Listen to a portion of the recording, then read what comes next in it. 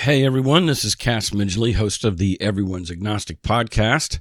I'm bringing you a special episode today. My show has officially halted, and my most recent co-host, Marie Delafont, has a spin-off show called Everyone's Autonomous, and I'm going to feature her entire pilot episode now as just a way to introduce to my listeners and her listeners, her old listeners, her new show and where to find it. And, well, actually, you can find it probably wherever podcasts are, wherever you listen to this one. I just wanted to say that, you know, the work that she's doing and has done in her life is so fucking awe-striking. And she should be proud. I'm proud. She's overcome a lot, and a lot of us have, and that's really what this show has been for 5.5 years. It's what her show will continue to be, and that's basically how to unfuck our lives from what Christianity did to it. We're learning to lean on our own understanding. We're learning to live by sight, not by faith. We're just flipping everything that was so backwards about our Christian experience into reality and, rejoining the human race and finding ourselves in a situation where, hey, this is not bad. Life's okay without God. It's actually honest for one thing, but it works and it can be done. And everybody's doing the best they can and learning how to manage with those realities and not, maybe dope ourselves out of reality with narratives like Christianity. So that's all I'm going to say. I just want to get on with Marie's show. It's called Everyone's Autonomous, and I've listened to this episode already, and it's really good. She is good at what she does, and it's just going to be a really good continuation of this narration and of this work.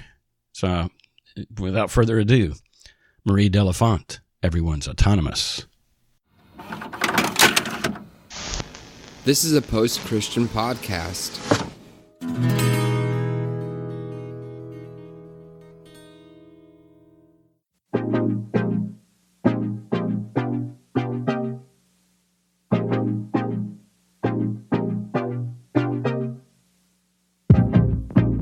Welcome to Everyone's Autonomous.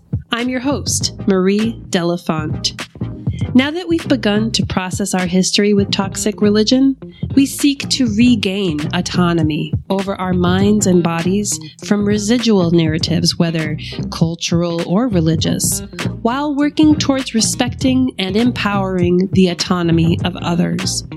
Together, we seek to rejoin the human race and participate in this chaotic experiment of existence.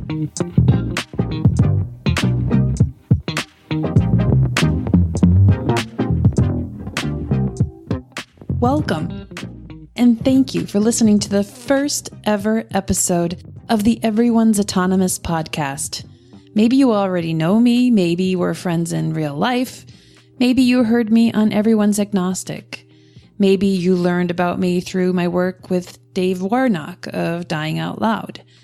I'm just going to presume that you know nothing about me, though, and use the next few minutes to walk you through a little bit of who I am and why the hell I've started my own podcast.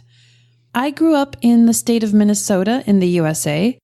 My parents raised us as evangelical Christians.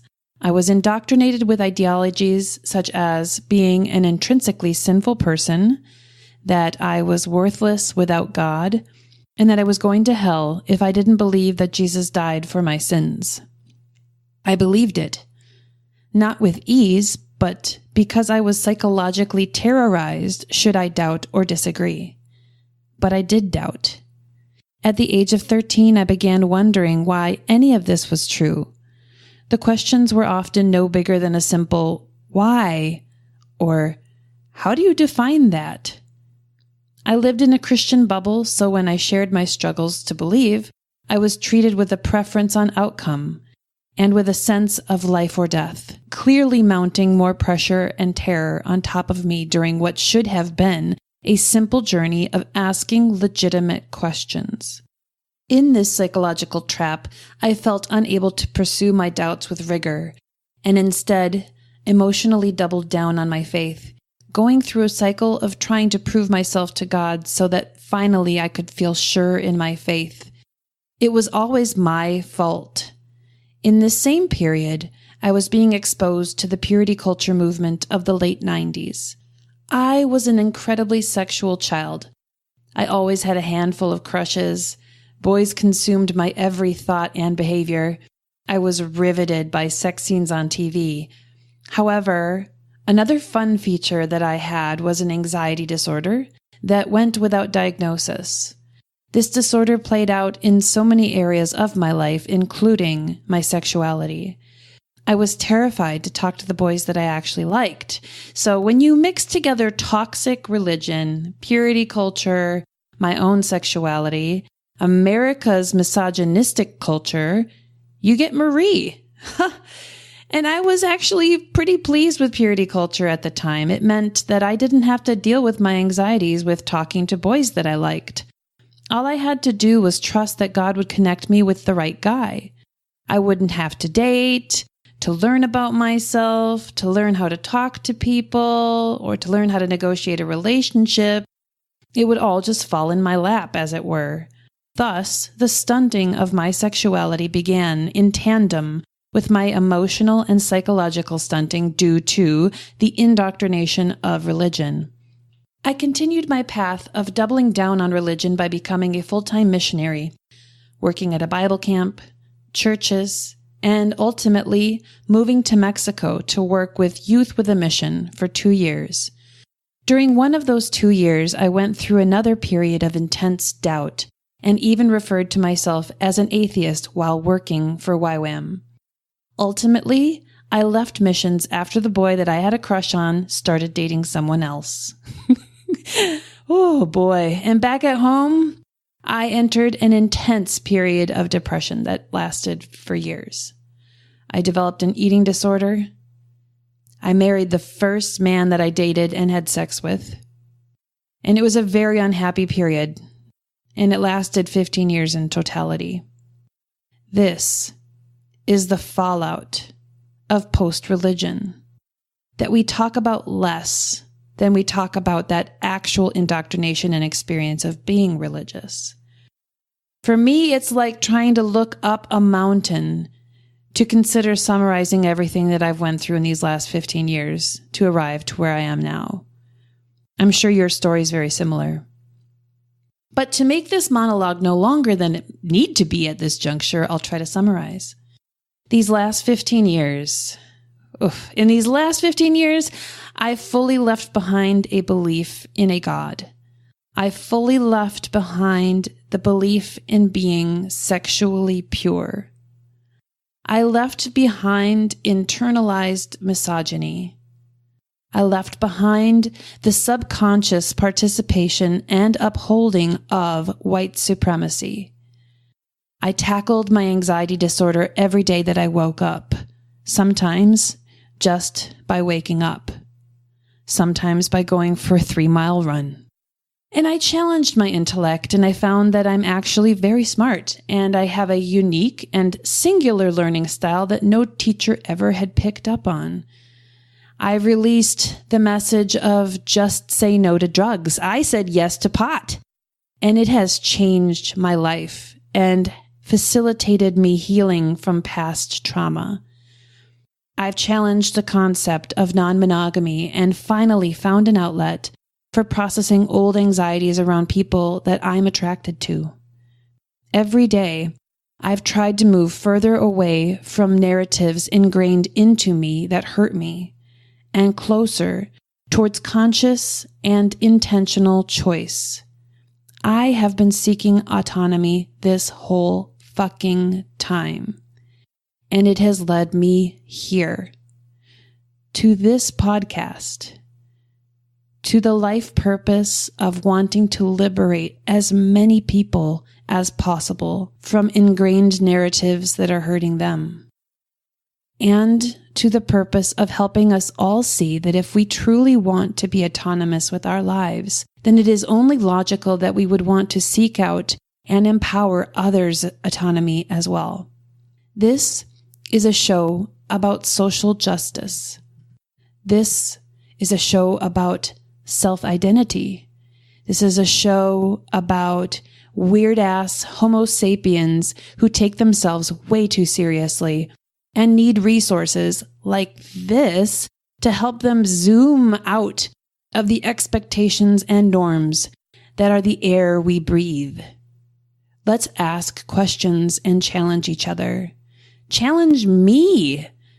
Let's make friends with death, with sexuality, with our intelligence, our voice, our will, and our identities. And let's empower and let others do the same for themselves. Everyone's autonomous. Clever name, huh? Thank you for listening.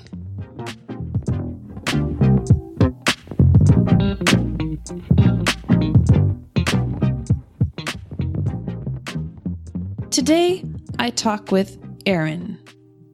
Aaron grew up as a pastor's kid, indoctrinated with evangelicalism, which included toxic messages around sexuality and purity. She now calls herself an atheist and is spending her life rediscovering her autonomy and removing shame from her life. Please join me as I speak with Aaron.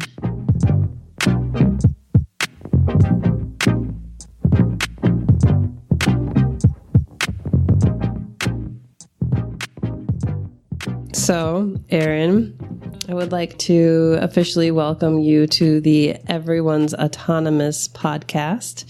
It is the first episode that I have released on my own, now without my daddy Cass holding my hand and letting me kind of commandeer his show. So, Aaron, you have been my friend for maybe 5 years? That sounds about right. Yeah. Yep. You and I met through the same group that I met Emily, who was someone that we interviewed in the Everyone's Agnostic podcast. And you and I met through that group. It's a former fundamentalist support group in Minnesota. And so I invited you on this show because I know that you've overcome a lot of shit from religion in terms of the messages that it gave you about self-worth and about sexuality. And I know that you have made huge strides in your personal life to overcome those things and rewrite how you're living your life. And I know sometimes you still struggle with it. And so I was really curious to have a conversation with you about what that experience was like, what kind of messages you received, and what has your journey been like in order to regain your sense of worth and your identity around sexuality. So that said, that context said, do you want to share with me a little bit about your upbringing and what kind of religion you were raised in and what kind of messages that you got around this stuff? Absolutely.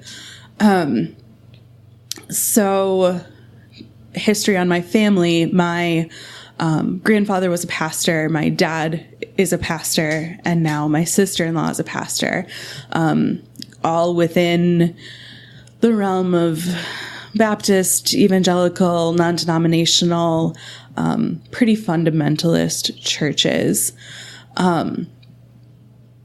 So I grew up hearing messages of a woman's worth essentially being to get married and have babies, and really having to submit to your husband and not really having a voice of your own. I would say my parents didn't necessarily explicitly give me those messages. I would say they came more from the larger church body, and they were more implied than they were directly stated, for the most part.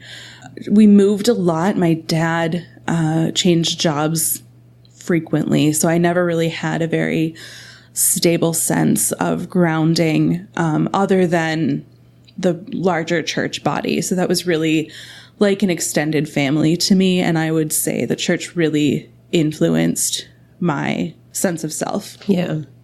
And then when I was very young, I experienced some sexual abuse and really was not of an age to consent to anything at all. Yeah. And the messages from the church, when you're that young, you think you consented, like you did it, so you made the choice. Mm-hmm. Now, 20 something years later, looking back, I'm like, oh shit, 7-year-olds can't consent to anything. Yeah. Like, they can't even pick out their own clothing. They don't get to choose whether or not they want to be sexual. But when you're that young and you're told not to talk about it, you think that you've done something terribly wrong. Mm-hmm. And then the message from the church is, if you have done this one terribly wrong thing, you are worthless. Mm-hmm. You will never be loved. You will never get married or have kids. And by the way, that's all women are worth. That's all that you should seek out to do in life. Yeah. So you were ruined before you even had a chance. So you might as well give up. Right. Yeah. So then I know now, but didn't at the time, a very common response to early childhood sexual trauma is to become prematurely promiscuous. Mm-hmm. And I was talked into or coerced into a few activities in my older youth, around 13 or so, that I don't believe I enthusiastically consented to. And I don't believe that the church distinguishes well between consent and coercion. Yeah. And so that just further solidified my feeling of worthlessness. How long do you want me to go? Keep going? I'm listening. Okay. You're good. Yeah. So around 13, I just felt completely worthless. I had given away everything that made me worthy of love and being a human, really. So what was the point of life anymore? Yeah. And I became suicidal. Yeah. What age was this? 13. 13. And I went into counseling, and it helped somewhat. But there was also some backlash around being suicidal in the church. And I don't know if you and I have talked about this, Marie, but I made a suicide attempt at church summer camp.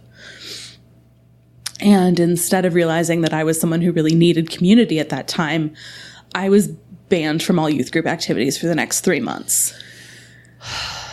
Yeah. Yep. Was that helpful? No. Really? I know, right?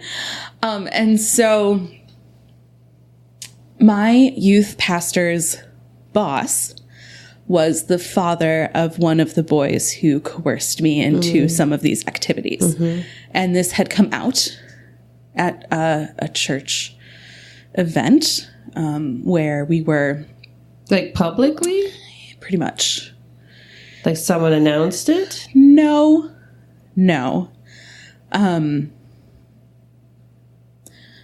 There was a purity talk at camp. Yeah. And I, feeling very convicted, Yeah.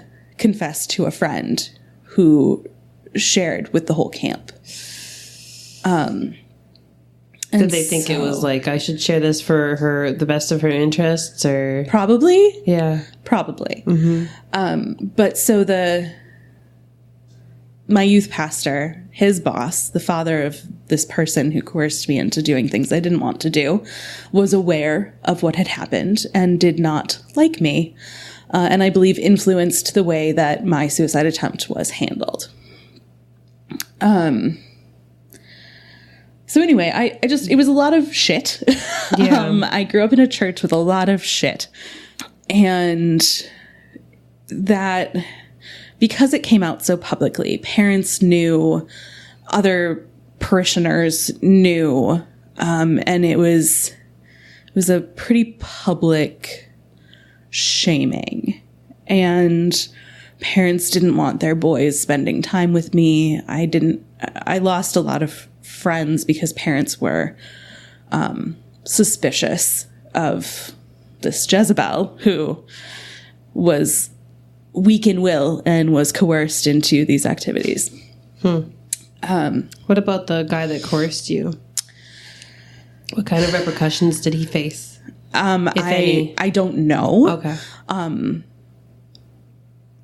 Publicly, he was one of the popular kids and remained so.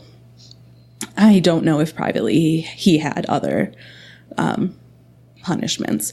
I was grounded from talking on the phone with boys for a year, for 12 months. And Wow. yeah, my parents let me off after 6 months of good behavior, which meant I didn't do it when they were around. Good girl. Right. I'm very sneaky sometimes. That Jezebel, you know. So I think that certainly isn't my whole story. Sure. But that's, you got the highlights, or Yeah. lowlights, if you will, Yeah. of my history in the church. Right. They shamed your sexuality. They made a victim into the antagonist, the perpetuator, Yeah. and then they isolated you when you needed community. Yes. So that's funny enough. That is not the first time I've heard a story like that. What? I I'm not know. alone here? It's like maybe we should have a podcast where we talk about these kinds of things. Like realize that a lot of us have been through this kind of bullshit. So you've survived. You've somehow gotten where you are today, where you seem to be doing well. You've reclaimed your sexuality. Do you know how you were able to move past or through or grow within that experience, or how did you deconstruct what happened to you and rewrite your life? Yes. Well, I'd like to say years and years of therapy were involved. But also, I've always been pretty stubborn and relatively rebellious, and I've loved loopholes. So I've always been one to not necessarily just shut up and listen to what I'm told.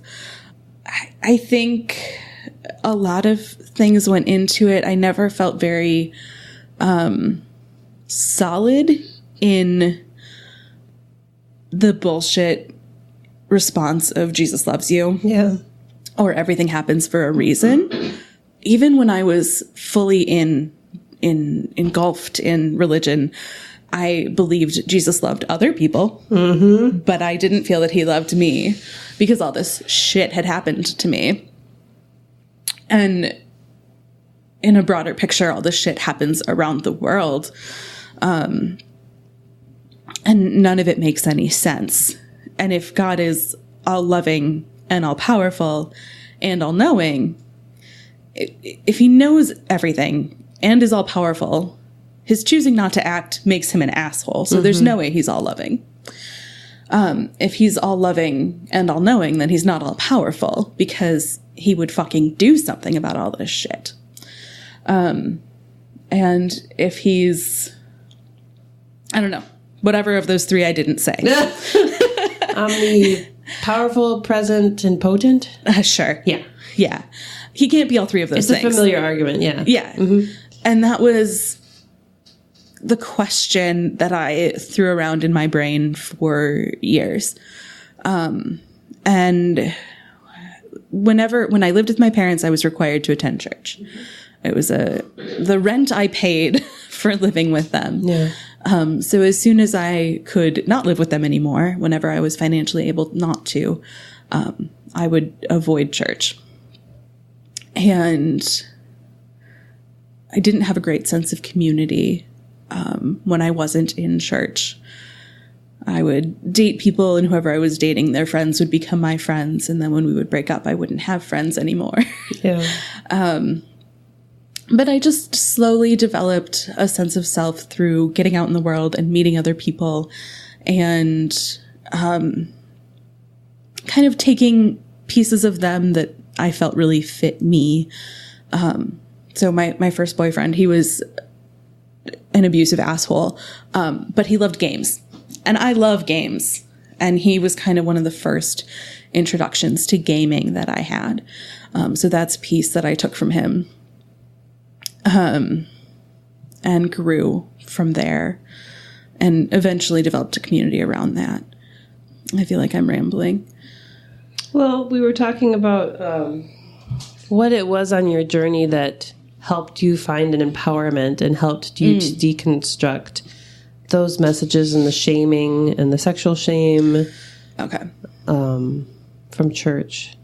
So you're talking about the different people that you've met and kind of how you became a chameleon in different situations. But it sounds like meeting some people can, even though maybe you were trying to be a chameleon in some communities, you were able to take something from that. Like you found parts of your identity in it. Like the gaming part is very much you. Right. Like I know you. And so maybe you were trying to fit in and at the same time you were accidentally finding yourself. Okay.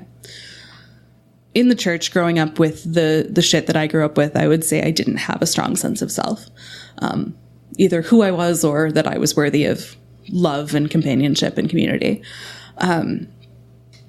I left the church more out of just a sense of giving up than I did anger or I never fully bought in. I never fully believed, but I wasn't completely... I hadn't given up on the idea that God might exist when I left the church, which I think is pretty common. Yeah. But I left and then went to college and changed my major several times and couldn't quite land on who I was or what I wanted to do with my life. And I met several people throughout and went to lots of counseling and therapy. And I guess just started some positive self-talk. And in some ways I became a different person, but in some ways I found who I always was. Mm-hmm. Yeah. Man, that's a good one. Yeah. Like when religion fucks with you, do they strip everything away from you and then you need to rebuild? Is that the narrative we use? Or does religion put all sorts of shit on top of you? And then when you deconstruct, you find what was always there? I think it's both. Really? Well, I mean, I don't think you need to completely rebuild yourself. Yeah. I think some people find what was always there. I think some people I think it's different for different people. I think some people were hurt so bad so early and traumatized from birth that they never really developed their own sense of autonomy as a child. Or any kind of inkling of who they might be. Right. Like I can look back, like as I've developed myself and become more who I am now, I can look back and be like, she was there the whole time. Yes. She who I am was there the whole time, but I can now see looking back like how I pushed her down and the church pushed her down. But like what you're saying is that some people are so much oppressed by the religion or the culture or family that they're in that there's never a window. There's not even a small window into who they might really be because they're so repressed. Does that sound right? That is what I'm saying, but now hearing it again, I'm not sure I believe it. Okay. So I guess I don't want to speak for others, and I don't want to create an overall narrative of who you are has always been there for everyone. Leaving religion, am a little afraid of generalities like that. I love this conversation. This is beautiful. I appreciate that absolutely. So I think what you're saying, though, then is that you only want to speak for your narrative. And what you understand your narrative to be is that you saw some of those things. You saw some of who you really were when you were young, but recognized that religion, I don't know what word you might want to use for that, repressed it, shamed it. Something like that. I think the narrative of shame and overcoming shame has been a thread that has run through my whole life. Yeah. So I would say religion caused shame. Yeah. About who I was. And I believe I don't know if I can share. I've experienced some DBT, dialectic behavior therapy. Yeah. And in DBT, they talk about the purpose of your emotions. The purpose of fear is so that we run away from the big poisonous snake so it can't kill us. It protects us. The purpose of happiness is to experience joy and make life worth living. So all of these emotions, I believe there's 6 basic emotions. They all serve a purpose. Guilt is the purpose of guilt is to have people know when they've done something wrong and to atone. But the purpose of shame is not I've done bad, but I am bad. And in DBT, I got in a fight but an argument perhaps with the person who was leading it because she was saying shame has a purpose. Oh. And I said, bullshit. Were they differentiating between shame and guilt, though? They were. And they were still saying that shame had a purpose, too? Yes. Okay. And I said, I do not believe shame serves us as humanity. I believe shame is harmful. Yeah. And she said, well, what about murderers, serial killers? And I was like, they have done very bad things. Yeah. They should feel guilt. Yeah. And that kind of ended the conversation. Yeah.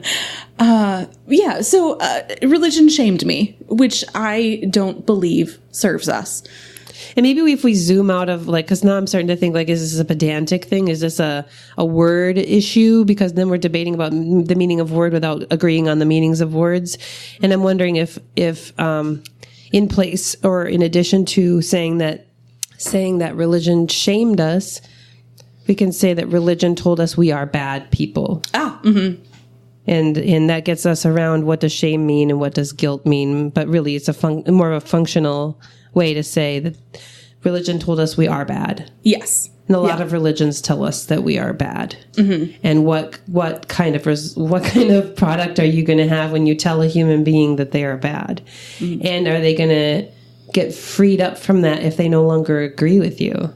Mm-hmm. If they no longer think that if you no longer believe in that God that tells you that you are bad, that you should be shamed, are you magically freed from it?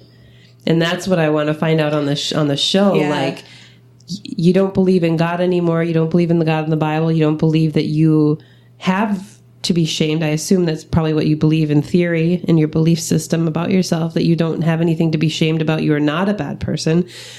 And can you get free from that, from those old messages? Do those tapes stick there? Do you find that even past deconversion, past changing the belief that you are not shameful, that you're able to actually live that out? Does your mind get on board? Do the tapes in your head get on board and agree with you? Yes. Podcast over. Really? No. I wasn't expecting that. I'm so happy for you. No, I'm 100% joking. The catch here is that shame in our lives doesn't just come from the church. We also live in Western society, and Western society has bought into a lot of these same ideals. And so you can leave the church, but you can't really escape the rest of the world. And so I would say leaving the church has helped, and I live my life pretty loudly and don't allow myself to dwell in shame. That doesn't mean I never feel it or I'm never reminded of those thoughts that I once had. I still feel shame sometimes. But now it's more, it isn't around, oh, I'm a sexual creature, I feel shame. It isn't about, I am a woman and exposing my clavicle, therefore I feel shame. It's more, wow, I really snapped at that person, and maybe I need to work on controlling my own emotional responses a little better. So changing back to words then, would you say that's more of a guilt than shame thing? If we're defining, if in this conversation we're defining shame as I'm a bad person, would you say that what you're feeling is more like a guilt, or is it really still a shame? I would say I should feel guilty when I snap at people. I would say sometimes I do feel shame. Really? Okay. It becomes more of it dives into my anxiety disorder and becomes you have no control over yourself and you are incapable of regulating your emotions and you're so horrible. Why would you say these things? And I don't let myself dwell there very long, but those voices come up. I've gotten pretty good about saying, hey, fuck you, brain. Yeah, I'm a good person. I did a bad thing. Yeah. And so the voice of shame exists. I've gotten better about talking to it and saying that it's wrong and that I'm not a bad person. I'm a normal human who's working on shit. Yeah. But I wouldn't say it's gone away. Yeah. So that's an interesting thing because that's something I'm always very curious about. And it sounds like we're landing on the truth that even when you become someone like yourself who is not dominantly motivated or affected by shame or guilt, it's not that it's gone. Mm-hmm. So it's not that it's more that my fucks are gone. Yeah. Like it's still there. You hear it and you're like, okay, guy, fuck you. Mm-hmm. And so maybe maybe success for some people can be found, or freedom from shame and guilt can be found in not eradicating those voices entirely, but developing the self-talk skills that are potent enough and loud enough within your own mind to dismiss them or acknowledge them and then put them to the side. Mm-hmm. Cause that's resonating with me because it's not that my stuff is gone. Right. I just see it instead of be it. Yes. Yes. Like I don't believe it anymore. Right. And that's part of the reason why I want to have these interviews, because I'm not 100% sure what happened to me that now I don't give a fuck at all about any kind of shame tapes that show up in my head, any kind of shame messages that I get from other people. I get upset when people try to shame me, but it's not because I believe them. It's because they need to fuck off and stop fucking judging me. And so that's my own issue, but I don't know where I was going with that, but it's just curious how did we you've gotten, I'm doing quotation marks, you've gotten there. You've gotten past the shame. Mm-hmm. I see you as someone who's tapped into their autonomy and their agency. I think since day one, I've seen you to be that way. Mm-hmm. And it's very inspiring for me. You don't do anything you don't want to do. You say what you feel. And I know sometimes you regret that you say what you feel. Yeah. And at the same time, I fucking love that you say what you feel. Even if sometimes it's like a little loud and angry. Like I'm like, well, she's fucking saying it. And who does that in the Midwest? Aaron. No, Aaron does it. Aaron does it. And so I'm really inspired by that, and I'm super curious about how did we get here, and how can we help other people find their own autonomy and agency too? So I don't think step one is autonomy. Sure. No. I think step one is empathy for yourself. For yourself. Ooh. Yeah. And I'm giving her money right now. Here's a $20 bill. Thank you for this therapy. You're welcome. Just take a step back from yourself and look back. For me, it's pretty easy to have empathy for a 7-year-old whose consent was taken away from her. But have empathy for yourself for growing up in a church that essentially brainwashed you into believing these things that aren't true. Mm-hmm. Have empathy for why you would internalize those messages. Yeah. As young people, we take in what we're told. And so looking back and having empathy is step one. Yeah. And if you can say, oh, wow, that was really hard. That was a horrible, hard thing to go through. Yeah. You can start moving past it. And you can start acknowledging, I understand why I would feel shame given what happened and given the messages I received. Also, that's not true. I am not a bad person. I'm actually a pretty good person. Mm-hmm. And developing empathy for others through that as well.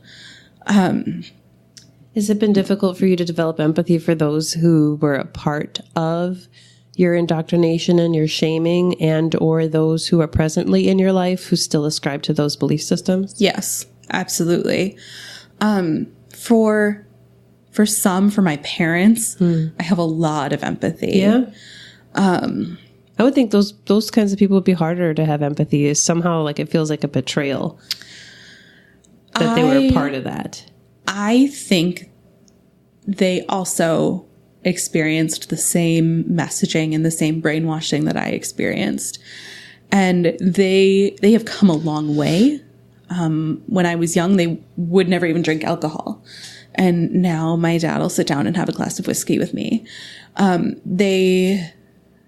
They voted for gay marriage to be legalized in Minnesota, which is huge. They've grown with me. And I think some of that has been me dragging them with me, kicking and screaming. Yeah.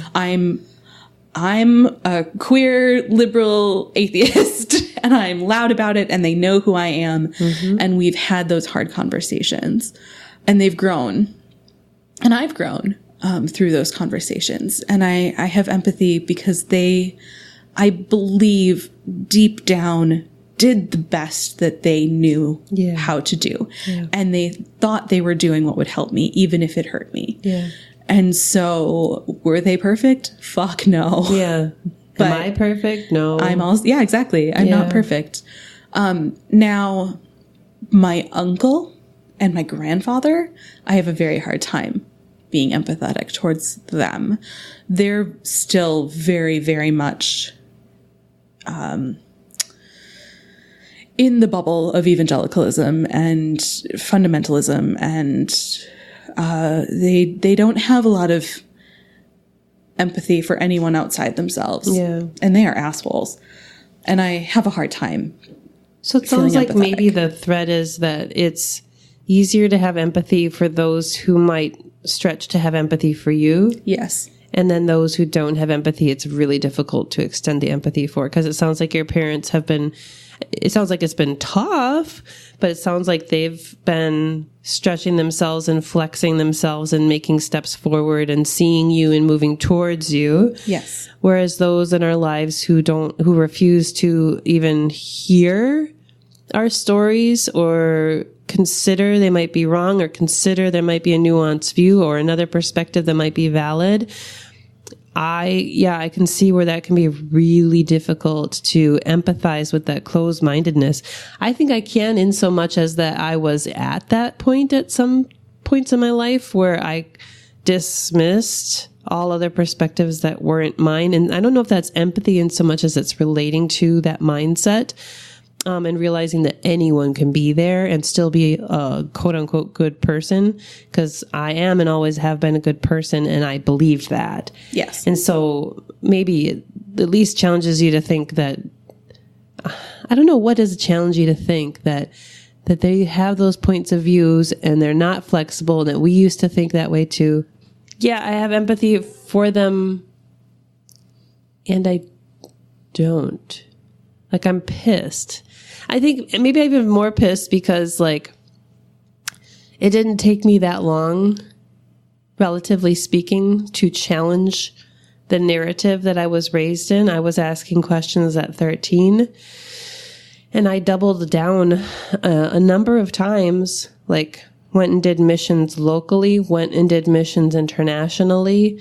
I doubled down a number of times when I was doubting, and maybe I find it difficult to empathize with those folks who are in their 60s, in their 70s, and they've had their entire life to think more critically about what they believe, and they have declined.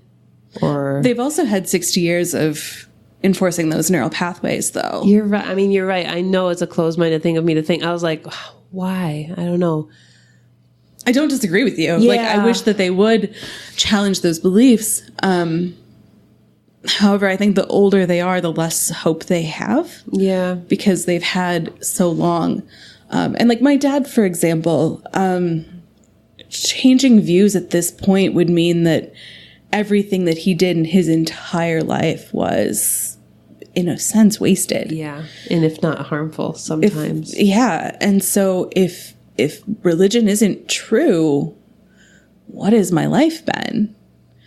And maybe your dad's not going to go there, but there are many people like your dad at that age who are clergy, who have deconverted at that age and are dealing with a huge fallout. Yeah. What's it called? There's a thing. The Clergy Project. Okay. Is a fantastic organization that provides support to former clergy people or people who are still clergy. Yeah. Do not believe in God, but cannot leave their career because they have no other means of income. Exactly. Yeah. And so I'll leave a link to that in the show notes, but the Clergy Project is a great source for that. But you're right. There's a psychological term for that. Maybe you remember what it is, but it's some kind of investment thing where, like, if you're less likely to doubt a choice that you make directly proportionate to how much investment you've made into it.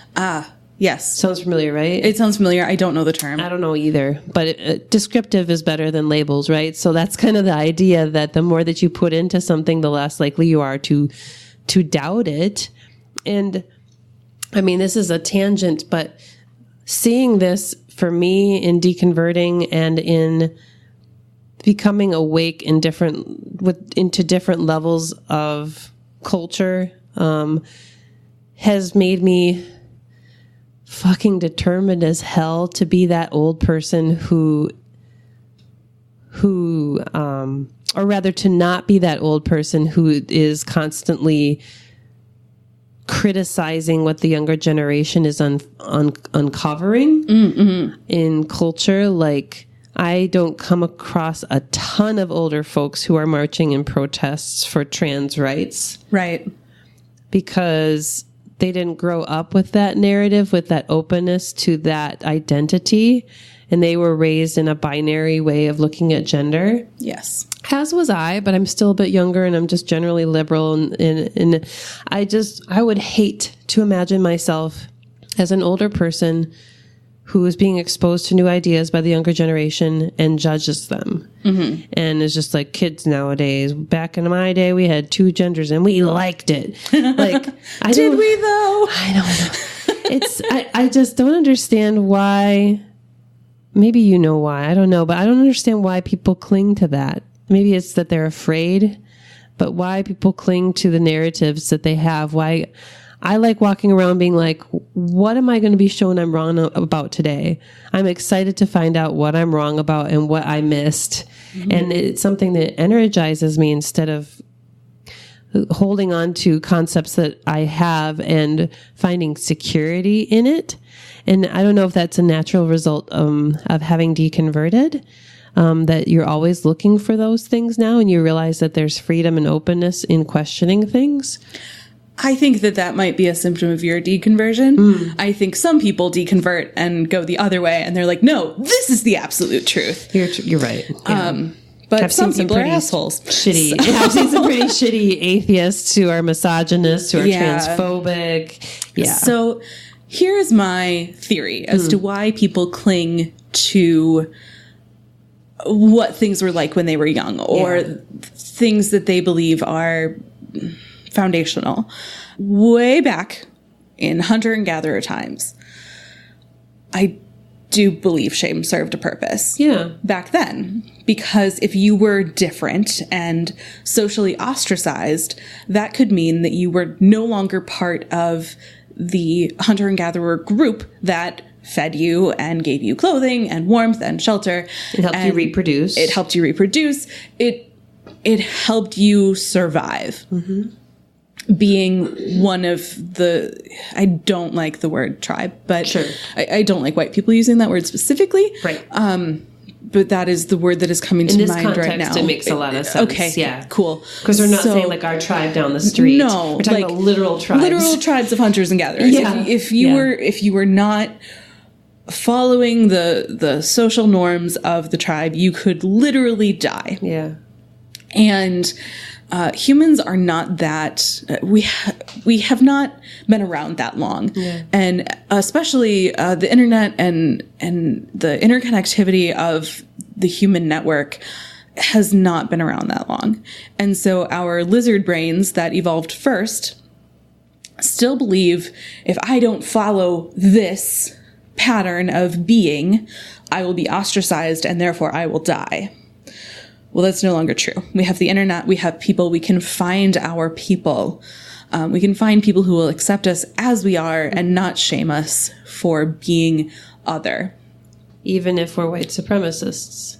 Yeah, they can find their people online too, which is scary. Yeah. Pros and cons. Right. Yeah, it's true.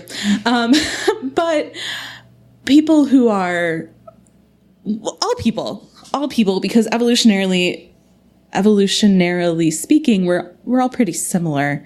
When we see someone doing something that is other, Yeah. or we feel desire to do something that is other, we feel fear. We fear that because it could mean death. Now, no, I'm sure no one is thinking this explicitly, but that is what our brains are wired to do. We're wired to fear othering. Yeah. We want to thrive and survive. Right. And so I think old people being stuck in their ways is a survival instinct. And it is really shitty to other people who don't follow their social norms.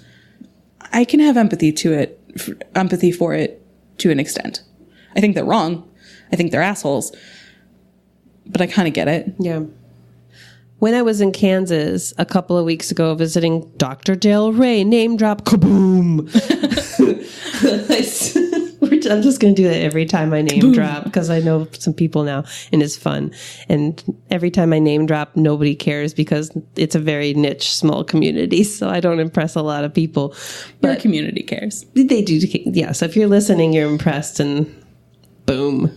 Anyway, so I was hanging out with Mr. Dr. Daryl Ray a couple of weeks ago, and I went to his atheist church, Oasis, where Dave Warnock, my client, was speaking, and there was this lady there, and I can't remember her full name, but she's, if I had to guess her age, I would say mid 70s to early 80s, maybe. She's a fucking badass. She is so badass. She is liberal as hell, swears like a sailor. I love her. And I told her, like, I loved her right away. And I was like, I want to be you when I grow up. She's like, oh, that's so sweet. And then I was like, oh, there's only one problem. She's like, what? I'm like, I already am you. She's like, that's great. You're young. I'm like, yeah. And I realized, like, I'm 37, almost 38. I'll be 38 in April. Spoilers. Spoiler alert. I'll be 38 in April. And I think within the last year, very specifically within the last year, I've reached a point where I'm like happy. Like I'm really happy with who I am, and I don't question my worth or my voice or my, not necessarily my choices, right? Like I have a reasonable amount of skepticism and analysis around my choices, but I trust myself to make choices and I trust myself to second guess those choices, etc. And so I'm really digging me, and like talking to this gal, I don't know how long she's felt comfortable with herself, but I don't know. I've just realized this year that figuring that out by 37 is pretty good.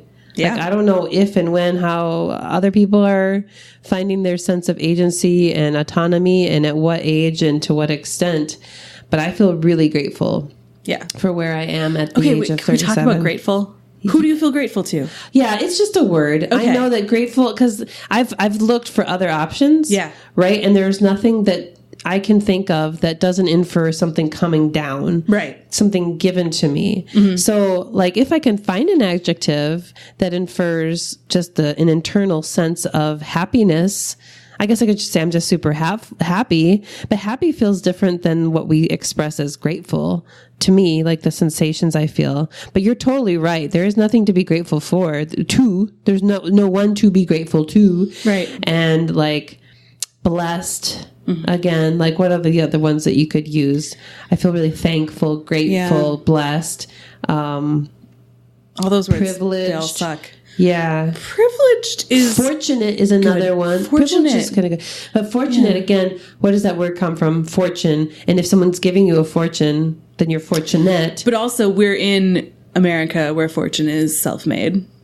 Fortune, yeah. Capitalist. Ick. Fortunate. Except for it's not. But 'cause there's fortunate whole feels like systemic there's issues. this like underlying sense of like mercy or like giving you something that you don't deserve. Nah, And fuck it. I deserve think it. There's no deserve. Entitled. Well, I don't think there's any. See, I'm going to get into a rant now about something that I don't think there's any deserved. I don't think that there's any worth. I don't think there's any of these things. We just are. And humans put all these valuations on each other, whether they're religious or not. Like, I deserve this. I don't deserve that. I'm worth this. I'm not worth that. It's all irrelevant. We just are. And so that's my very small version of the rant of like, of course, there's nothing to be grateful for. There's no one to thank for anything. And and you feel it and you're not sorry. I feel it. I'm not sorry. I don't need to be sorry for, and don't. it frees me up. Yeah. And again, like this is going to come up over and over and over for as long as I do this show, that as soon as I personally released the sense of needing to achieve something, prove something, be enough for something, somebody's, for as long as I held on to some sense of needing to be, to exist at a certain level, to behave at a certain level, appear in a certain way, it always restricts me to be the thing that I'm not, you know? And as soon as I stopped believing that I needed to do anything for anyone ever, it freed me up to just be myself. And it doesn't mean that I eat babies on the reg. Like I regulate how many babies I eat per week. Right. I'm not insane. Yeah. Like those things are so full of fat. It's just not good for you. Right. You know? So I only eat like 2 a week. I don't go crazy. That still feels like a lot. Well, I'm trying to cut down. Okay. But I'm just, this is Patreon devolved. content right here. Yeah, I'm starting a baby vape. Like, it's just vape baby. I don't know if vapes are better for you though. There's all kinds of other health risks involved. I mean, you know, but then you reduce there's pros and cons, and like baby vape is cheaper, and like true. it doesn't hurt your throat as much. And Cut all of this out. Cut it all out, Marie. It's terrible. Okay, so I lines interrupted. are really You were high. talking about should I be louder? No. You were talking about Daryl and this woman that you met and how you are her and how you feel really grateful to have become her this early in your life. Right. And I devolved us. No, that's okay. I'm probably going to keep a lot of that stuff. Cool. Because fuck everyone. This is my show. Yeah. And if I like it, it's staying in. Just the end of the story was just like feeling happy that I feel happy. And I tell my partner a lot these days that I cannot believe that I feel this way. Mm-hmm. Like, I felt like I was going to be depressed until I died. That I was going to hate myself until I died, that I was going to distrust myself. Oh, wow. I never, ever, ever, ever thought I'd feel comfortable with myself, ever. It wasn't even a thing I could imagine. And I feel like I've gotten here through the process of, I don't even know. I feel like the process was just take a step. Just take a step, take another step.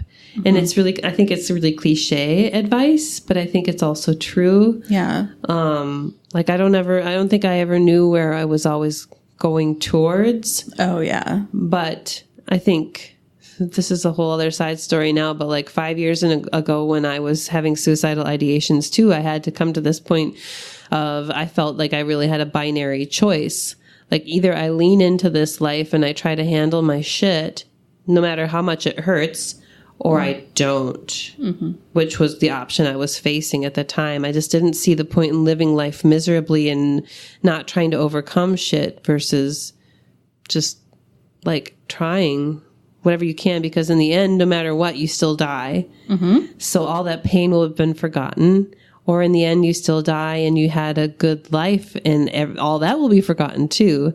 So I don't know. Life, this is getting dark now, but this is really what I believe, that life is, it can be suffering. It can be a lot of suffering, but It can, but suicide is not worth it. We should throw the suicide hotline in. We can all help prevent suicide. The Lifeline provides 24/7 free and confidential support for people in distress, prevention and crisis resources for you or your loved ones, and best practices for professionals.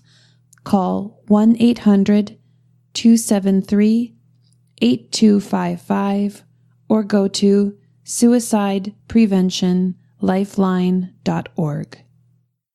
there's always the opportunity to grow, Yeah. to get out of the shit that has shown up in our lives, and to find our agency and our autonomy and our choice. Yes. And our voice. And there are so many resources out there that you and I have both used. We've already talked about DBT today.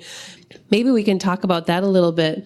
We're almost hitting the 1 hour mark, but maybe we can talk about, because what I really want to focus on the show is anecdotes. Like, I do want to talk about anecdotes, like how each person has rewritten their story, the skills they use, the people that they use, the sources that they use, the self-talk that they use, and see what sticks for people. So yes, I do want anecdotal stuff, and to that point, but also that it would be practical, like practical stuff. I feel like EA1, Everyone's Agnostic one, was a lot about validation, like people sharing their stories and getting to hear about it and thinking, wow, I'm not alone. I can relate to that so much. And then like a smaller percentage of the discussion was about how then do we move forward? What steps can we take? How do we get to the healthy place that we are now? And so I'm very much interested in talking more practically about the skills that you and I have used to get to a more comfortable place, a place where we're comfortable with our minds. Yes. That we've taken it back from God and the devil, and we have made peace. We see our mind working, and we listen to it, and we make the decisions that we want based on the input that our mind is giving us and our body's given. We're more in charge, whatever that means. And that's a whole other different philosophical debate, but we all know what we mean by that. So do you want to talk about DBT for a little bit here? Yeah. If we're looking to have just a conversation about resources, I have a lot. Yeah. I'd love to talk about Let's do DBT and more. Yeah. What would you like to talk about? First off, early in this conversation, I talked about some sexual abuse that I faced when I was young. One thing that really helped me work through some of that shit is a book called The Courage to Heal. And it is specifically for survivors of childhood sexual abuse. It is powerful. Walking through it was huge. I worked through it with a therapist. I did not do it alone. I highly recommend therapy. DBT is a type of therapy. I did some. I did not do the full 12 weeks or whatever I was assigned because I'm a rebel. It's a bit structured. It has a lot of structure, which was not my jam, but I took pieces of it that helped. And another thing that has really helped me has been narrative therapy. So narrative therapy takes pieces or parts of yourself and allows you to give them a name and kind of separate them from your capital S self. So for a while, there was parts of me that just would react instantly and would go from 0 to 60 and be super excited or super mad or impulsive, just very impulsive. Yeah. And that part of me got the name Sally. And then there was another part of me that would sit and think about things for a very long time and try and do what was logical. And we gave that name, that part, Spock. And so it helped in therapy. Instead of being like, well, part of me thinks this and part of me thinks this, and I don't know, I'm torn. I could say, all right, well, Sally says this and Spock says this. And my capital S self is more somewhere in the middle. Yeah. And it helped just put words around it.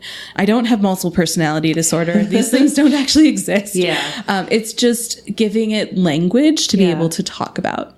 And that helped me a ton. Yeah. It also helped me empathize with other parts of myself. Mm-hmm. It helped me empathize with that voice of shame. Yeah.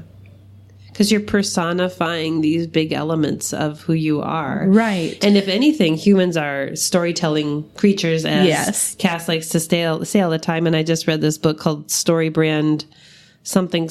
It's about how to market to people, which is, I felt gross reading it, but it's not wrong in that it's about like, if you want someone to buy into what you're talking about, you need to frame it within a narrative where they're the hero or they're, involved in the story. And I think what you're saying is that it's easier to relate to our cognitive processes if we personify and make a narrative of what's happening, because then it makes more sense to us. And then we can kind of know what to do with that and how to handle those different stories in our head, I guess. Yes. I also think it helps me distinguish between guilt and shame too. Mm-hmm. Because if that is just a part of me that did that thing, I am not overall a bad person. I've done something bad, but I'm not. It's nothing that I need to feel shame for. Yeah. Shame being I am bad. Yeah. So yeah, giving personification to some of the bigger feelings that you have. Yeah. And I'll say that you and I have talked about narrative therapy before, and whenever you talk about it, I always appreciate and value it, like as a thing that has worked for you, and I can totally see why it does. Yeah. And at the same time, I want to inject that my experience deters me from wanting to even try it. Sure.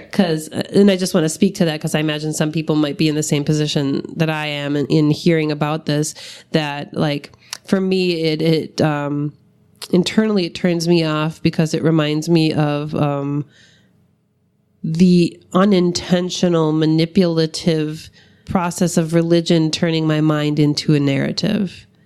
Like instead of my mind actually being my mind and my thoughts being my thoughts, it told me that there were two characters in my head.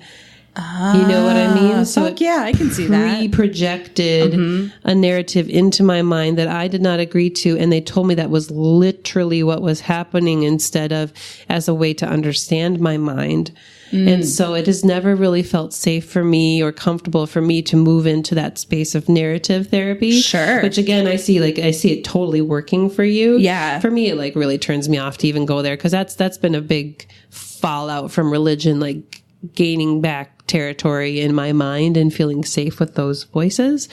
So I just kind of wanted to speak to that if anyone was feeling weird about it, I think that's also understandable too. But it's 100% valid. Yeah. Yeah. I can see it working both ways. Whatever your reason for not buying into that, that's valid. Right. You don't have to do what worked for me. There's all kinds of ways to do it. And I appreciate you sharing about that. And I also want to chime in with dialectical behavioral therapy, which I did for over a year, every week for several hours, which is really fantastic. If anyone has the opportunity to do it and is experiencing a lot of religious trauma, I highly recommend it. And I think two of the biggest takeaways I got from it were, one being the concept of emotion regulation, meaning like you don't get lost in your feelings don't drown you. And by being able to not get inundated in your feelings, you exercise the practices of validating your own feelings. I think a lot of us culturally and with religious trauma struggle a lot to validate our own experiences and feelings about things. And you can't do a whole lot of work if you're rejecting what you're already experiencing. Like, how do you even show up and work on anything if you say what you're feeling is shouldn't even be happening in the first place? But it is. We're saying yes to what is. Yes, I do feel this way, and I'm going to deal with the reality that's in front of me. So emotion regulation helps you to validate your own feelings and to deal with them in a more concrete way instead of getting lost in them. And then the second concept I really enjoyed and still struggle with is mindfulness. Oh, yeah. Which is being present with your thoughts and noticing your thoughts, whether it's sitting cross-legged on the floor with your eyes closed on a yoga mat, or it's just sitting in a bar where you're feeling really anxious and you're not sure what's going on. You can use mindfulness to check in with yourself and notice your feelings, notice your thoughts, notice what your body is feeling. It's a thing that you can do anytime to kind of reconnect to your senses. And I think religion and culture both encourage us to disconnect from our own inner signals and experiences. And by disconnecting from ourselves, we are giving up our autonomy again. So like, I think the mindfulness thing, as challenging as it is and as triggering as it's been for me a lot, I think is a huge, huge tool to use. And I hate that I'm suggesting it because I also hate it. It stresses me out, and it's so closely aligned to meditation. And anytime I've dabbled in meditation, it just seems like there's a whole set of dogma for that too, which there isn't really, but I interpret it as such. Like, you're supposed to think certain things or notice certain things. You're supposed to. And it's complicated for me. That's bringing up something else that has helped me is the word should. My therapist says, don't should on yourself. Yeah. And just attempting, I am not perfect, but attempting to remove I should blank from my vocabulary has helped a lot. I was at a funeral recently, and it was a celebration of life, and it was a person that I had never met. And so there were a lot of complicated feelings in the room. There was live music and drinking and dancing and eating because they were trying to celebrate this person. But this person died of suicide. And so it was very hard to be in that room as someone who's experienced suicidal ideation. And I continuously told myself, oh, I should be feeling sad, or I should try and participate in this happy celebration, or I should. And I noticed that I was doing that. I used some mindfulness and noticed that I was using this word should. And I attempted to stop and just say, right now, I feel confused. This is a confusing situation. I don't know how to feel. I'm feeling lots of things. So that devolves us a little bit, but removing I should whatever. Also, I think religion tells us what we should do a lot of the time, and just be. Don't should on yourself. Don't let religion should on you. I mean, shoulding is the ultimate saying no. Yeah. Because, like, my thing is, like, should is the most useless word. Because what is already. If you are feeling confused and conflicted in a funeral for someone who died by suicide, that is how you feel. And thinking that you should feel a different way is the most useless thing I can think of. Right. Because you already, like, who's ever been convinced to think or feel a different feeling than they already feel and have done so successfity? You can't force yourself to feel a different feeling. It already is. And that's the validation of feeling. That's just like the feeling is here. it just is here. And now I have a choice about how I want to respond to this feeling. I can acknowledge it. I can, cause I just end up just kind of watching it. Like you say, I watch the originating feeling of confusion. I watch that as it's sitting there, and I watch the judging voice that's like, I shouldn't be feeling that first originating feeling. Right. And I watch them both. And I just, and you get to decide what you want to do with that. And there's that, the practice of mindfulness. And I hate even saying practice. It's so triggering. I don't know why I hate it so much, even though like I'm really good at it now. But it's that practice of like, for me, it's more of a cognitive state of mind of detaching all these words are loaded, but detaching yourself from your feeling and your judgment. So are you talking about disassociation? I don't think so, because that's a little bit of a dysfunctional term, right? Right. I see this as a highly functional thing, because it's like I still feel that feeling. I am still originating that judgment, yet I am not losing myself into them. I'm watching them both. It's like I'm in a committee, right? I'm going to use your narrative therapy. That's fine. And I'm sure I'm not the first person who's used this metaphor before, but I'm the CEO, and I make decisions based on my intellect and based on the input of those at my table. And so if I have someone at my table who's just emoting, saying a lot of emotions about the situation, and some of it is pretty valid. Some of it's a little bit dramatic and highly informed by trauma, and I don't exactly want to do what they want me to do. And then there's someone else who's judging this guy over here, like, oh, he's so emotional. What you really should be doing is handling it this way. So anyway, I'm just the CEO, just kind of listening to all these people just kind of process what's going on around me, and I get to make that executive choice, that executive functioning choice about how do I then want to handle all this input that I'm receiving. And so that's a beautiful narrative description of mindfulness. Right? Yeah. And it doesn't feel dissociative. No, it doesn't sound dissociative the way you're describing it there. Yeah. I don't think it is. When you said you take a step back and, I think you said like differentiate yourself or something like that. That made me think like, oh wait, what are you talking about? Oh, okay. But no, I think you're good. You can cut this part. No, I like showing this part. I like this part of clarifying with one another. That's healthy shit. Yeah. Sometimes clarifying with yourself.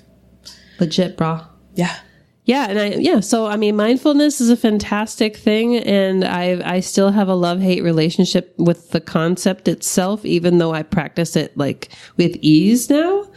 I just hate the concept for some reason. And that's my shit to carry. That's my shit. But that's a highly recommended thing. And I recommend people pursue it in a way that feels safe for them, knowing that we all carry religious trauma, and some of us have religious trauma that affected how we see our cognitive experience, and that can be really difficult. So I've tried a lot of different things. Like have you ever read Eckhart Tolle? No. Well, he's an author. I think he's from Germany. He has this really weird accent, and it's just, he writes books. They're kind of new agey about the now, the present. He just talks about being in the moment and stuff. It's a little wooey.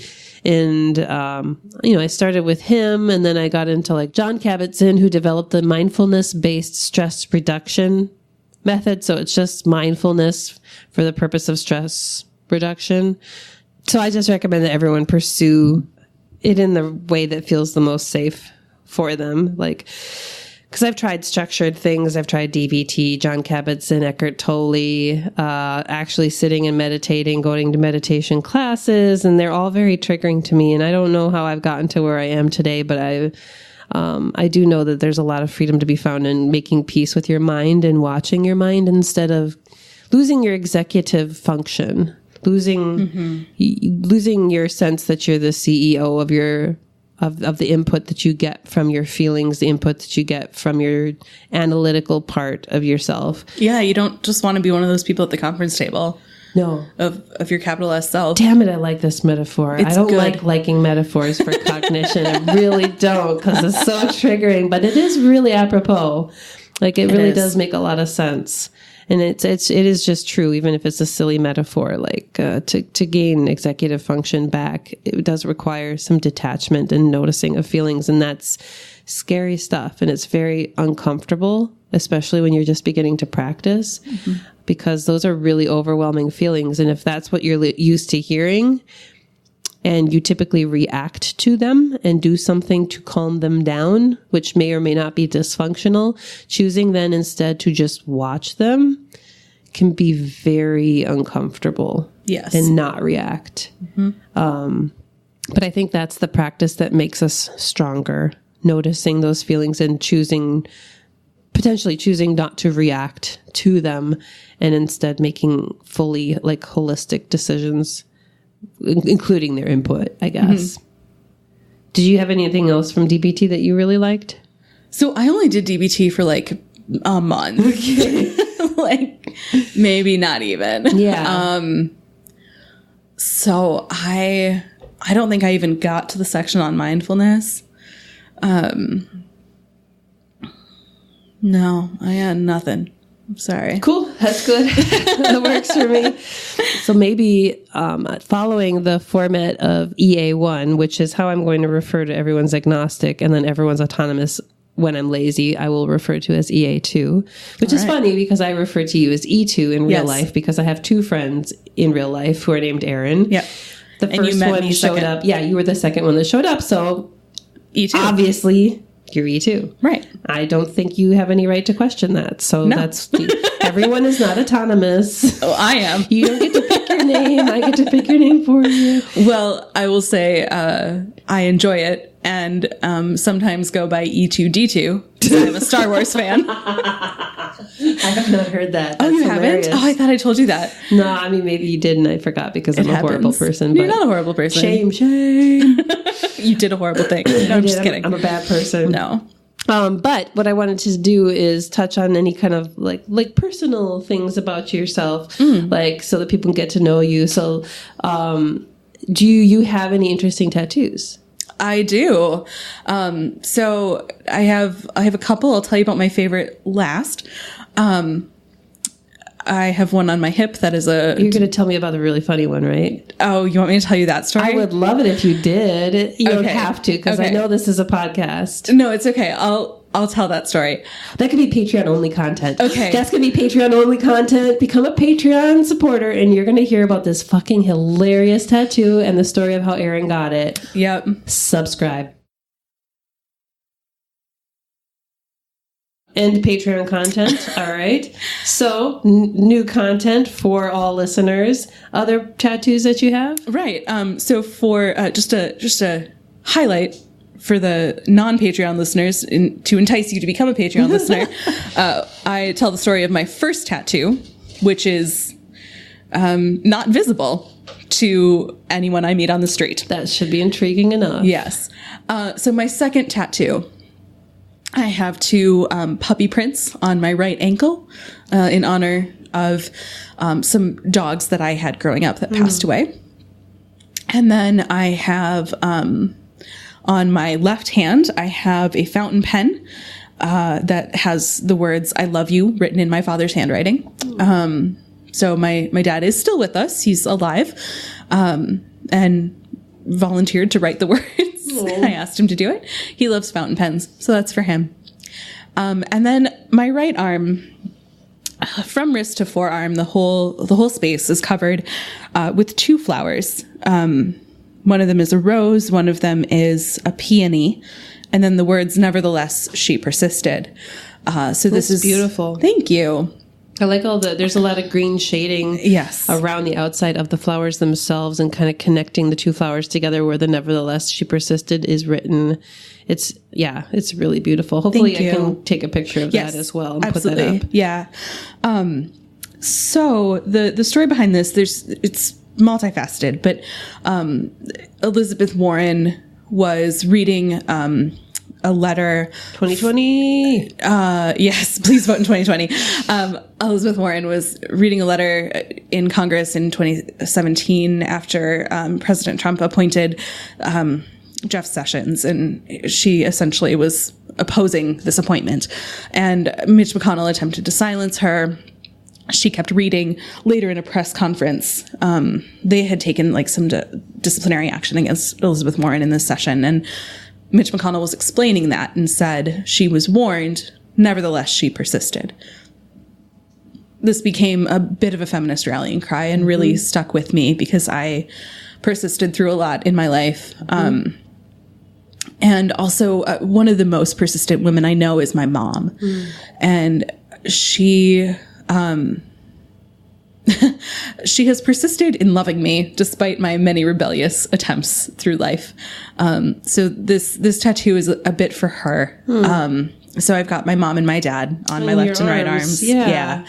And the other small symbolism in this tattoo is the peony. So if you look up the meaning of flowers, which really is meaningless, they are whatever we want them to be. But the meaning of peonies in America is shame. Because they don't bloom easily. They have to, ants come and like eat off this protective coating for peonies to bloom. So they just take their time and they're slow in blooming. So in America, they symbolize shame. But in Japan, they symbolize bravery because of the same reason. So peonies go through a lot before they become this beautiful flower. And I feel like I've gone through a lot before I became the badass self that I am now. And I think that there's a lot of bravery in overcoming shame. And so that is why I chose a peony for this tattoo. And also it's my favorite flower and it's just really great. That's because of beautiful. those reasons. That's awesome. Thank you. If any listeners have amazing tattoos that symbolize the badass shit that they've done, I would love to get those in photos on the comments of the post of this show. That would be really cool to see. Because, I used to judge tattoos. I don't know if you ever went through a period like that, but I did. Like anything alternative, I used to judge. And now I see it as something so powerful. Like, I'm still very cautious about what I choose to put on my body. I want to make sure it's really well thought through and flexible enough to accommodate a shift of my own mentality and interpretation of things. But now I see it as something beautiful, like a physical way of writing your story onto you. And I love it. So I always appreciate, like, I don't know, Cass got me into that because he always asks if people have tattoos, and it's always really fun to hear their stories because they're usually very significant things. We did have someone on the show. We asked about their tattoo and they described it and we said, "Oh, what does that mean?" He said, "I don't know." He said he just picked it. He doesn't know what it is or what it means. Sometimes that happens. Yeah. So we posted a picture of it and asked people what they thought it was, and like he got to pick which interpretation he liked the best. We saw it as like fallopian tubes. There was like fallopian tubes or two swans back to back that were trying to protect each other. Like it was weird, but I mean, it gives you a good sense of what it might have looked like. But anyway. So anyway, we're probably pretty much done here. I want to thank you for being I don't know how this is going to show up on the actual show itself, but you are the first guest that I'm actually recording with, which is funny because we've been friends for a very long time and we never got you on. It's true. The EA1 show. No. But we've got you on EA2. And would love to have you back. So thank you for coming into the studio. And I didn't say it at the beginning, but both Erin and I are sick as dogs today. And I would love to hear from listeners about whether my voice is sexier now or when I'm sick. Because if it's sexier when I'm sick, I will just keep licking grocery cart handles so that I'm perpetually ill. See, I don't think you should do that to yourself. No. I feel like we'll talk off air about it. We'll be Patreon only content to discuss whether I should keep licking grocery cart handles so that I remain sick. Wait, you've been doing this? My high school psychology teacher, if ever you came into class sick, he would berate you for licking grocery cart handles. And if you came in wearing a tie-dye t-shirt, which people did in the late 90s, he would say, "Oh, you pointed to your shirt, you spilled a little something." So he was a dad. He was that guy. Dad jokes. I mean, I loved him. Mr. K from Concordia Academy, you are the shit. I love you. I think he's still alive. Yeah, he's probably still alive. Sure. But yeah. So anyway, thank you for coming, Erin. Thank you, Marie.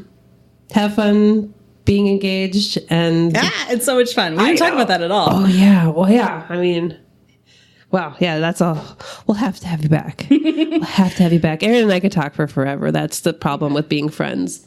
Mm-hmm.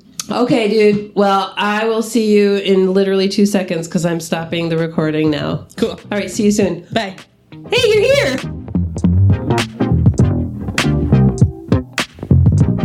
If you have a journey of reclaiming or empowering autonomy that you want to share on the show, please email me at everyone'sautonomous@gmail.com. I'm looking to explore a wide variety of topics, including but not limited to white supremacy, climate change, parenting, sexuality, music, health, fashion, colonization, or even finances. How have you fought against cultural and or religious expectations and sought to embrace your own autonomy to seek out a better life for yourself? How have you expanded your mind to acknowledge the autonomy oppression of other groups and figured out how to respond to these systems of oppression? I would love to talk to you. I've been Dave Warnock's manager since March 2019. Dave is a former pastor, now atheist, who's dying of ALS and traveling the world to talk about what it is to live and to die in a secular world. He and his message have changed my life indefinitely for the best, compelling me to intentionally choose how I live my life. What is life if I am not living it? I left my stable cubicle job and I am now self-employed, pursuing all of my many passions, many of which are considered secular activism, like this show. If you have the capacity to financially support me and this work via the show, your contributions would seriously and significantly impact my ability to continue to pursue this work of empowerment and of carpeing the fucking diem. If you would like to become a monthly Patreon supporter or make a one-time lump sum donation via PayPal, links are available on everyone'sautonomous.com. There is only one tier on Patreon, and so whatever you are able to give will grant you access to regular Patreon-only content. Speaking of which, when you become a Patreon supporter, you will be given access to our Facebook community groups. One is a general discussion group, and the other is centered around sexuality and relationships. And once the show reaches a monthly Patreon income of $750, I will be able to transition the show from bi-weekly to weekly. So if you're digging this show, consider becoming a Patreon supporter to get more great content. And now just a little bit more about my other work. If you visit mariedelafont.com, you can learn more about my life coaching. My specialties are relationships with an emphasis on non-monogamy as well as recovering from toxic religion. Email me to schedule a free consultation. I also provide virtual assistant services for short-term and long-term gigs. If you have a project to complete or you need someone to schedule your meetings and book your flights, email me at mariedelafont@gmail.com. And lastly, you can also support my work via my photography business, Marquee Photo and Video. That is Marquee, MARKEI. And you can find me on social media or at marqueephoto.com. I promise not to let the rest of your family know that I worship Satan and eat babies. Delicious babies. Anyway, follow Everyone's Autonomous on Facebook, Instagram, or Twitter for daily, delicious baby-related content. And learn more about the show at everyone'sautonomous.com. That was a Post-Christian podcast.